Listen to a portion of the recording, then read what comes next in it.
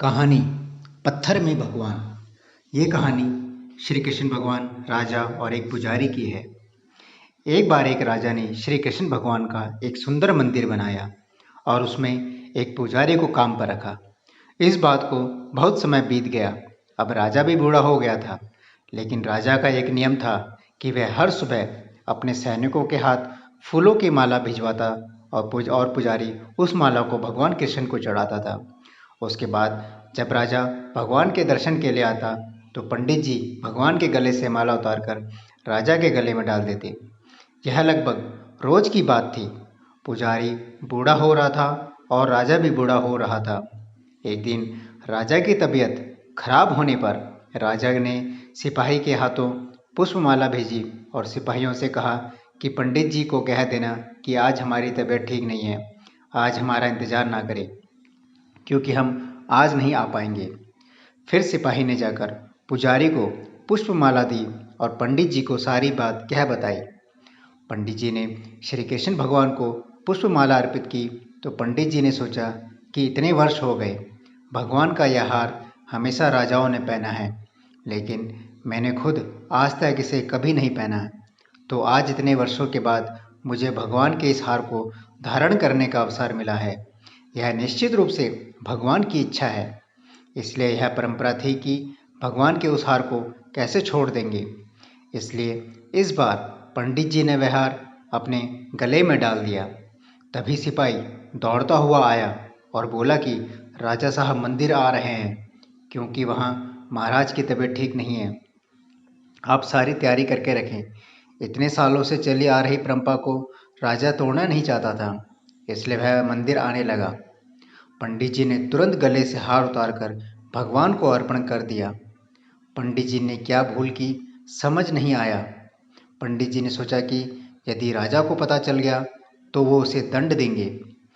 अब जब राजा आया तो प्रतिदिन की भांति पंडित जी ने भगवान के गले से हार उतारकर राजा को पहना दिया, लेकिन राजा की नज़र माला पर पड़ी। माला पर सफ़ेद बाल गिरे हुए थे और उन्होंने महसूस किया कि सफ़ेद बाल पुजारी के हैं। राजा ने पुजारी से पूछा कि क्या तुमने यह माला पहनी थी? सफ़ेद बाल कहाँ से आए? तो पंडित जी डर गए। डर के मारे कहा कि यह सफ़ेद बाल श्री कृष्ण भगवान का है। भगवान का है? राजा को गुस्सा आया कि पंडित ने धोखा दिया और ऊपर से झूठ बोल रहा है, और उन्होंने पूछा कि कृष्ण के बाल कब सफ़ेद हुए? ठीक है, कोई नहीं, मैं कल सुबह समय आऊँगा, फिर देखूँगा कि कृष्ण के बाल सफ़ेद हुए हैं या नहीं। और यह याद रखना पंडित, अगर बाल सफ़ेद नहीं काले हुए तो इस फरेब के लिए तुम्हें फांसी दी जाएगी। राजा नाराज होकर चले गए और इधर पंडित जी को अपनी मृत्यु दिखाई देने लगी। उन्होंने भगवान कृष्ण को प्रणाम किया और कहा कि भगवान मुझे क्षमा करें, मुझे लोभ हुआ और सोचा कि यह माला मैं भी पहन लूँ। भगवान मुझे बचा लो, नहीं तो कल मैं निश्चित रूप से राजा के हाथों मारा जाऊंगा। पंडित पूरी रात भगवान से प्रार्थना करता रहा, रोता रहा। अगली सुबह जब राजा श्रृंगार के समय आया और राजा ने पंडित से कहा कि पंडित जी भगवान का मुकुट उतार दें, मैं बांके बिहारी के बाल देखना चाहता हूँ।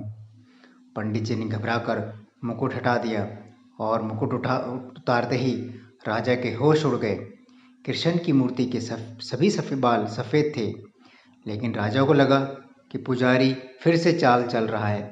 क्या उसने अपनी जान बचाने के लिए उसने बाल रंगे थे? उसने जांच करने के लिए बाल तोड़ना शुरू कर दिया, और जैसे ही राजा ने बाल उखाड़े मूर्ति से खून निकलने लगा। यह देखकर राजा भगवान के चरणों में गिर पड़ा और क्षमा मांगने लगा। भगवान मुझे क्षमा करें, मैंने बहुत बड़ा पाप किया है। मैं सही और गलत को भूल कर संदेह से इतना अंधा हो गया हूँ। तभी मूर्ति से आवाज़ आई, राजा आप मुझे केवल मूर्ति ही समझते हैं, लेकिन आज तक मैं केवल आपके लिए मूर्ति हूँ।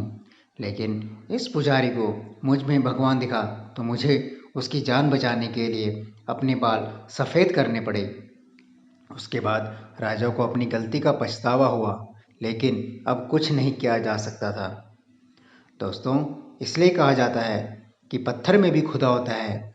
यदि आप ऐसा नहीं मानते हैं तो भले ही भगवान आपके सामने प्रकट हो जाए, आप उनसे उनकी सच्चाई के बारे में पूछेंगे। यदि आप वास्तव में ईश्वर को देखना चाहते हैं तो आपको केवल महसूस करना है।